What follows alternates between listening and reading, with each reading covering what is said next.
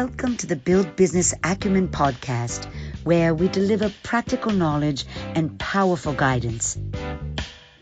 Here is your futuristic host, Nathaniel Schooler. Have a fantastic episode here for you today with Mike Tobin, OBE. He will introduce himself. This was an episode I recorded, got to be a year and a half ago now, but I thought it was much more appropriate to put it on this website so that you could learn from one of the most inspirational business people that I've had the pleasure to meet. Okay, thank you very much. Good morning. It's Mike Tobin here. I recently ran a public company, a FTSE 250, for about 12 years. Took it from about 6 million market cap to 3 billion. Quite a journey, lots of acquisitions. During that period, I took it from the main market down to AIM, took it private, consolidated in the industry, relisted, and then sold it to our biggest competitor. So that was a fun journey. And subsequent to that, I've become plural, if that's the word, which is there's not many of me. It just it means that I'm spreading my time amongst a number of non-exec roles.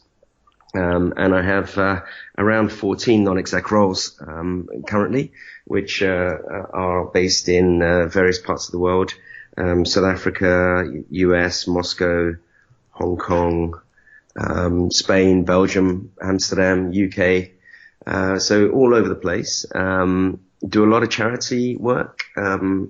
I'm very passionate about education, empowerment, and welfare of children in particular. Ran 40 marathons in 40 days last year for the Prince's Trust 40th anniversary. And I sleep in the streets every year for Action for Children, which is for to get homeless kids off the street. What else do I do? I've written a book a couple of years ago called Forget Strategy, Get Results, which went down very well as a public company CEO at the time. Obviously, shareholders don't quite understand that. Of course, they do. They love the book. And the second book is coming out in 2 months called Live, Love, Work, Prosper, which is how work-life balance doesn't exist, and you have to integrate them in order to succeed at both. Yeah, that's basically my entire business life potted into about a minute. Fantastic. Fantastic. That's awesome. So in terms of personal branding, because I know this is, that our theme is around personal branding. Yeah. How do you think personal branding sort of helped your career over the years? Well, it's incredible how much personal branding was synonymous with my success and the business's success. I mean, I used to have a business card which effectively was a caricature of myself, which you'd pop up like a little sort of happy families card, and then you'd use an application called Blipper, Blippar, mm-hmm. which you'd shine your phone on the business card, and it'd start talking to you through your phone. And the caricature even had sort of my shirt open down to sort of three buttons, which was my sort of trademark, and it showed my sort of necklace, which I'm still wearing today. That's the last decade of necklace there, and everything was about this sort of brand. And I used to have another business card that just said Mike on it. And sort of if you needed any more, then I didn't want to talk to you, sort of thing. So it was kind of it was very much a sort of personal thing, and the personality. I remember as a public company, we used to go out to results, and people used to say, well, they didn't bother coming to the results. They just asked people how many buttons I had undone on my shirt. So if it was like 3 buttons, it was a good set of results, because I was confident. If it was 1 button, then it was a bad set of results. So it was all about the personality. So it was very, very much personal branding first, mm-hmm. and then how that plays into the business. And now obviously I have my email address is mike@tobin.ceo. So you can't really get more sort of personal branded than that as an email address. And I think that you're selling yourself first. The thing about life is, doesn't matter what you're doing, you're always selling yourself, right? You can be selling anything, you can be doing anything, but ultimately it's about confidence. It's about getting people to trust you. And, if you can create a sense of trust between you and someone else, then they will buy from you, they will believe in you, they'll engage with you, they'll transact with you.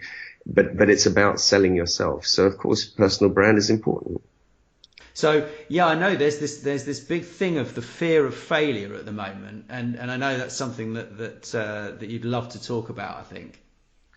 Yeah, I think the chap that taught me to sell, right? So I didn't go to university. I did a degree in an HND, if you like, higher diploma in electrical electronics after going for an apprenticeship at Rockwell and repairing robots and things. And then I moved into sales, and the chap that taught me to sell was a guy, he was actually Bryan Adams' cousin, if you remember Bryan Adams, Summer of '69, all that sort of thing. But that's another story. But he said this, he said, like, if you're a I know, vacuum cleaner salesperson, right? And you've got 100 houses in front of you. Statistically, that not every one of those houses is gonna buy your vacuum cleaner. And if you look at the stats, you probably find, for argument's sake, let's say 80 people in that road already have vacuum cleaners, so they're not going to buy from you. And 20 of them don't have vacuum cleaners, but 15 of them can't afford it. And out of the 5 that can afford it, 4 of them like your vacuum cleaner, and 1, or 4 of them don't like your vacuum cleaner, and 1 does like your vacuum cleaner. So, statistically that 1 house is going to buy the vacuum cleaner. So when you knock on a door, the likelihood of you knocking on a door that says yes straight away is really low. But actually what you should be doing is, the moment you knock on a door and they say no thank you, you should be rejoicing and saying, yes, that's another step towards my success, right? So it's kind of looking at that no as an inevitable step you have to take towards success. So when you see failure, it's kind of that process that you have to go through to achieve, right? I mean, it's very rare that people just kind of straight off the bat succeed at anything. You get on a bicycle, you're going to fall off first time, right? And even if you buy all the books about riding a bicycle there are to buy, you're still going to fall off the first time you get on one. So, it's almost part of success, failure. So you've got to kind of embrace it that way. So you shouldn't be afraid of failure. It's part of the journey. Yeah. That makes a lot of sense for sure. So your new book that's coming out, it's called Live, Love, Work, Prosper, right? Yeah. And you were saying that it's a lot to do with the sort of work-life balance and how it doesn't really exist. And I completely resonate with that. Working on these podcasts and having people from abroad. I mean, I'm in Spain, so I'm a similar time zone to you. But I mean, I have people who do podcasts at 1 o'clock in the morning and stuff. So it's kind of difficult, yeah. But I think it's just trial and error, isn't it? Or have you got a sort of formula for this? Well, I mean, if you look at all, a couple of sort of real inspirations for me, people like Nelson Mandela, he's a great leader, but actually his home life was a disaster. He was divorced. His kids were arguing over his legacy before he was dead, and you kind of think to yourself, well, if you try to be one or the other to the ultimate extent, you're probably going to exclude the opposite dynamic. So if you've got sort of, if you want to be good at a sort of home life and you want to be good at a business life, you've got to integrate them somehow. You've got to be able to, I put my mobile phone on the desk, on the table every time I go to dinner. And some people sort of say, isn't that rude? You kind of have your phone on the dining table as we're eating in the restaurant. And I say, well, look, if I have businesses in every time zone in the world, right? And let's assume once in a blue moon, they may need to contact me because there's a massive urgency. The chances of them needing to do that during our dinner time is extremely low. However, if I have my phone in my briefcase, which is in the cloakroom, a little bit of my brain is thinking what could be going on my phone right now. Who could be trying to contact me? Now that's wasted sort of brain cycles, right? Now, if the phone is sitting on your table right in front of you and it's not flashing, then for me, I'm 100% engaged in whatever I'm doing on the table. So you can have 100% of my brain because my phone is sitting there doing nothing. Or you can have 90% of my brain because part of it is thinking what could be happening on my phone in the cloakroom. So for me, that's kind of a way of using technology to sort of help you to integrate work and life. And it's not like technology is a bad thing. Technology is a liberator, not a ball and chain. And I think these are sort of little tips that we can absorb to help us get this work life integration working for us. Yeah. So I did read on your LinkedIn profile that you left your laptop on an aeroplane. And you wrote a blog about that, and I'd love to hear about sort of, what did it feel like when it happened? And well, the funny thing is that it was this series of, we're creatures of habit, right? And this was the 14th of February, Valentine's Day, and I'd been to Brussels, and coming back from Brussels, British Airways had a cabin crew strike, and they'd had to bring on a new aircraft so that they could use somebody else's cabin crew. And this aircraft was completely alien to me. And I was sitting in row one, but it was one seat on either side. It was almost like a first class long haul on a 40-minute flight. And it was so weird. It was just very odd, and it was very nice and everything else. And I even took pictures because it was so strange to be on this flight. Anyway, I was working away. But and then, not having the habits of sort of sticking my computer underneath the sort of the tables, beside me on row one, I put it in the magazine rack in front, and then of course the plane was delayed, and we landed, and it was sitting for ages waiting for a gate because they couldn't get a gate that serviced this type of aircraft, and 14th of February, Valentine's night, I had a dinner with my wife planned, and I was getting later and later for the dinner, and it was getting panicky and all the rest of it. And then of course the moment the doors opened, I rushed off, and I made the dinner on time, and then I suddenly remembered I'd left my laptop in the magazine rack in front of me, and it's this horrible sort of sense of, it's sitting there, and you know exactly where you left it, and no one could find it, of course. Somebody had either taken it out with the magazines, or somebody decided to have a new little Christmas present of their own, but didn't get it. No one sort of owned up to it in Lost and Found, and then it was the great sort of, when was the last time I backed up? Well, it was probably in October last year. So I had a ton of stuff on there that just I could never get back. So I had to start trawling through my email. And one interesting thing is if you've got really important stuff, just email it to yourself occasionally. Yeah. You never, even if your backup crashes, you've always got email somewhere, and you can reclaim things on that way. But, everything that I'd emailed to and from was okay. But anything that I'd kind of not emailed and I just kept on my laptop, pictures, that sort of thing, that was all gone. So, painful, but, school fees, good lessons. Yeah. Unfortunately, I've found the biggest lessons generally come from the most pain. Absolutely. Absolutely. It's I don't know. I think personally, as I've got older, I kind of try to learn from other people's experiences as best as I can now. Really, Yeah. But the messages don't always get through until they happen to you. It's like how many people have said to me, always back up, and it's something that you kind of. Everybody tells you to back up. Everyone says, yes, they always back up. But actually, in reality, you only really do it when it's painful to you. Yeah.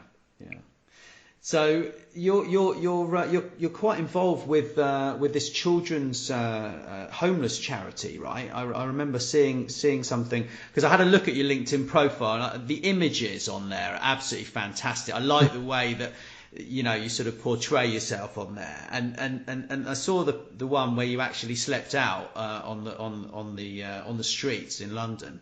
It's quite impressive, and must be very rewarding to be involved with that. actually? Well, so that one's for Action for Children, and 4 years ago I started a thing called the CEO Sleep Out, which is a bunch of CEOs. We get together and sleep in Paternoster Square in front of the London Stock Exchange. So it's high profile, and we raise around sort of £150,000 for one night each year. And so over 4 years we've raised over £500,000. And this is for homeless kids in the UK mainly. It's there are around 60,000 homeless young people in the UK, which we just don't realize. And it's about getting them back off the streets, getting them, when kids are in the streets like that, they could be running away from violent homes. They could be running away from sort of troubled families, that sort of thing. And once they're out there, they're vulnerable to, getting involved in drugs, prostitution, all sorts of things. So you've got to get them back off the streets and into some sort of protective environment. So, I mean, one of the guys that did this with me once, he said, it was painful, it was cold, it was wet, it was miserable, it was hard, because you sleep on the floor, there's no tents or anything, and it is miserable. And he said, I really understand what it's like now. I said, well, you've got a glimpse of what it's like. You don't really know what it's like, because the big difference being that you knew you only had to do this for an evening, and the people that truly are homeless, they don't have like an end date, right? So the difference is in your mind, this kind of forlorn hopelessness of just permanently being out there. Whereas, when you're doing it for a day, you know that tomorrow you can go home again, and it's kind of, you'll survive something easily for a night. But it's really hard to think about, sort of these kids. They don't actually sleep at night because they're too worried about being mugged or being attacked. So they stay awake all night, and they try to sleep all day, and you can't get a job, you can't get anything. It's really difficult. Yeah, and then they get sort of hooked on drugs and alcohol, and to Exactly. numb the pain, I imagine. Exactly. Yeah, it must be absolutely awful to be in that place of just not knowing where you're going to sleep and what's going to happen. It must be just a permanent state of trauma for them, It is, yeah, it is, and it's just it's not fun. But I mean, there's lots of, Action for Children is one of the great causes that sort of help them out. Another one of the charities I work with is Prince's Trust, which helps all sort of young people get a break in life, and I know that. My dad was in prison when I was born, and it was a very violent environment, and we managed to sort of escape that and become reasonably successful. But through any coin toss, anyway, any part of my life, if the coin had come down the other way, I'd have been a very different story. So for me, giving back in terms of creating opportunities for people and getting them back on the right track is very, very important. Yeah.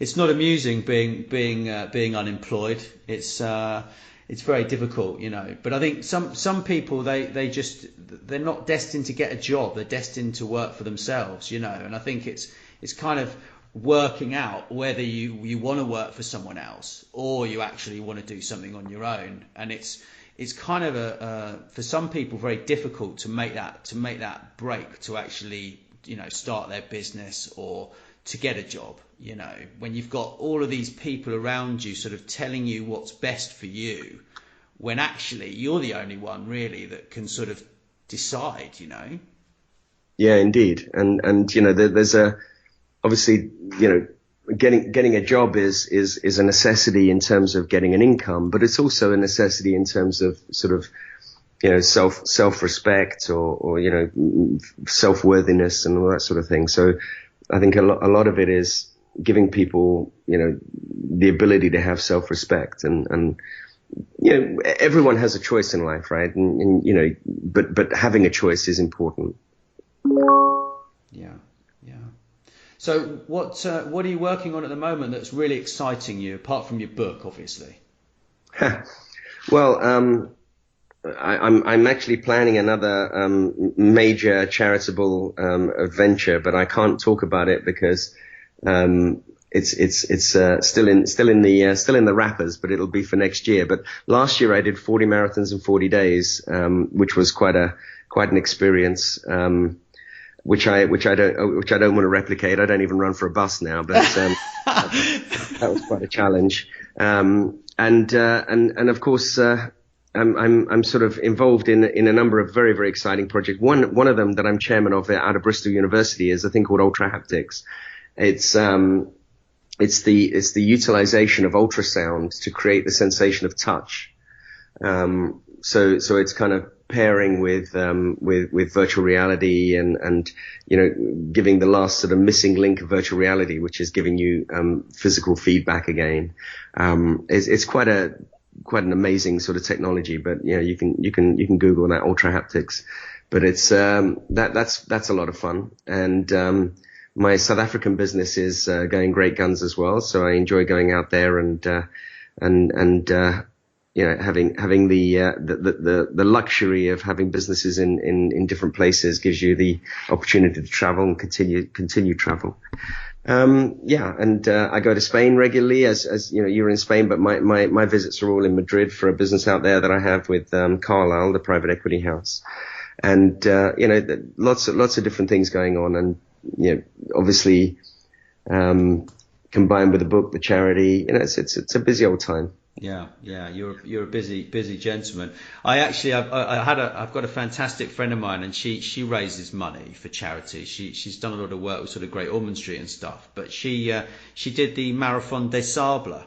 Oh yeah, that's a tough one. Yeah, and absolutely amazing. But unfortunately, she only I think it's 6 marathons in 5 days in the Sahara Desert, isn't it? With carrying your own pack. And all the water that you need. Yeah. And she actually did, I think she did 4, and then she had a ruptured intestine, so she had to go to hospital. So it's unfortunate. But, I think it must be very, very rewarding. So do you think people should sort of do charity work alongside their if they're trying to really make it, or do you think they should kind of, how does it sort of work? Did you do charity work all the time whilst you were building up this business, your first business, or? Yeah, it's charity for me. It's kind of, it's keeping your feet on the ground as well. I mean, successful business can get to your head quite quickly, and you think you're kind of, unbeatable or whatever else. If things are going really, really well, your share price is flying, all these good things, and you just got to realize that. I'm a great believer in sort of, low taxes and, a very conservative approach to life. Mm-hmm. But on the basis that, by becoming, self-sufficient, you then have to give back. So rather than being forced to sort of, be a socialist, you want to be a conservative and choose to be a socialist, if you know what I mean. So rather than being forced to pay taxes, you want to pay no taxes and then help people. and I guess not everyone's there, but that's my sort of belief, right? And when you're on an airplane and they give you your sort of security warning or security briefing at the beginning of every flight, and they say in the event of an emergency and decompression of the cabin, and these masks, oxygen masks, will drop down in front of you, and then they say something very important. They say always make sure that your mask is fitted before helping anyone else. And I think there's a lesson there, right? So get yourself in order, get yourself comfortable, get yourself right, but then make sure that everyone else around you is okay. And if we can be self-sufficient and then help everyone that we touch, then that's the basis of true socialism, I believe, right? Not forcing people to help because they pay extra tax and begrudge paying the extra tax, if you know what I mean. Yeah. I know I'm getting political there, but that's that's the way I believe life should be. Yeah, that's a similar philosophy that I have as well, actually. So do you think like people's egos can kind of get out of hand? I mean, that's kind of what we're sort of talking around, really. Certainly in with success, you can kind of just you think you're top of the world, don't you? And that's why I like the fact that you said keep your feet on the ground. Yeah, I mean, so we all suffer. And I say that in this sort of loose term, we all suffer from being slightly sort of egoistical. And when things go well, our chest comes out, and we stand a bit taller and everything else, and that's all great. and we should embrace success and achievements, in a positive fashion. But I think the key is that, you sort of also realize that success isn't permanent, right? And you have to continue to deliver. You have to continue to be successful. And, any successful football team is only as good as, look at Leicester City last year. It's kind of, you've got to keep doing it. Right. And if you don't keep doing it, then you cease to be successful. Yeah. But then in a similar fashion, failure isn't fatal either. If you fail, it doesn't mean to say you're a failure. It's one step towards success. As we said at the beginning, it's failure is only another way of knowing how not to do something. So, if you kind of look at success as being non-permanent and failure as being non-fatal, then you have a good outlook on life, I think. Thank you for sharing that. I think our listeners will find this very interesting. Yeah. So back to the personal branding. I think it's certainly a fundamental. Everyone I kind of speak to who's very successful, the general majority of them have sort of built their personal brand alongside their business brand, and sometimes they focus more on one and then they realize that they need to build the other. But you sort of grew. Was your personal brand quite closed and quite sort of private to start with, or was it very public of your opinions and everything in the press and stuff like this? Well, I think up until sort of halfway through my Telecity days, I really didn't have a personal brand at all. And being sort of CEO of a public company that's very successful and is flying, you become a face that people want to talk to. You become the reference point, and you are the symbol of the company.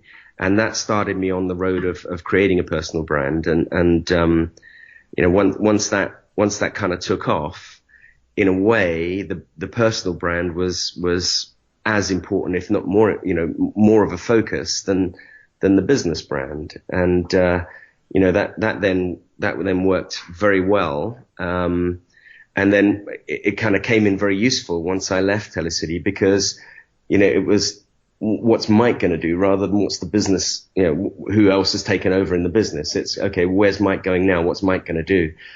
Can I use Mike? So I think it's very, very important to have that personal brand. It's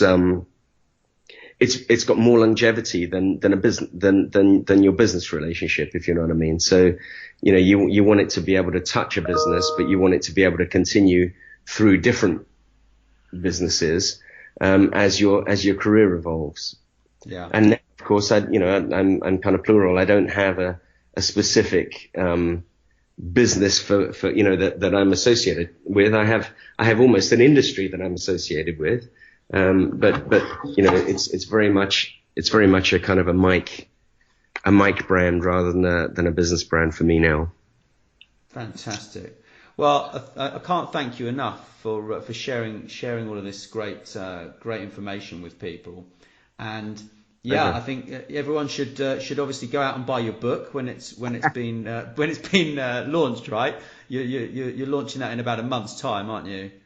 Yeah, I think it's on Amazon already as a kind of a pre-release. I think 20th of July they're saying on there, which was news to me. I thought it was going to be a bit earlier than that, but obviously they're setting expectations correctly.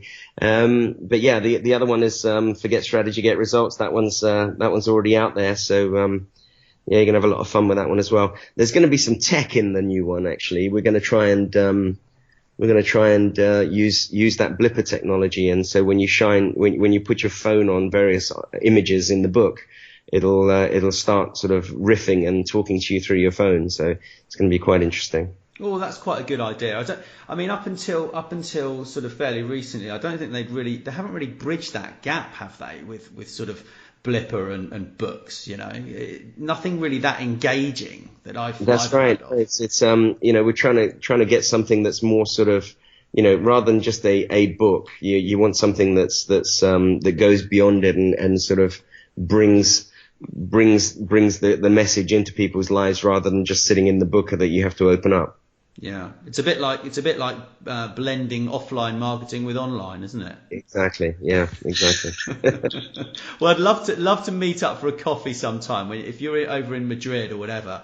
Once I've moved, I'm just about to move down to the Halon, they say, Valley. So I'd love to meet up, or perhaps when I'm in London, we'll have a coffee or something and Sounds and a fantastic. chat.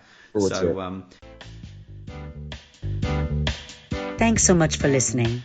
Please subscribe, and wherever you prefer, share with your friends. And if you enjoyed the show, drop us a review on iTunes or wherever you listen.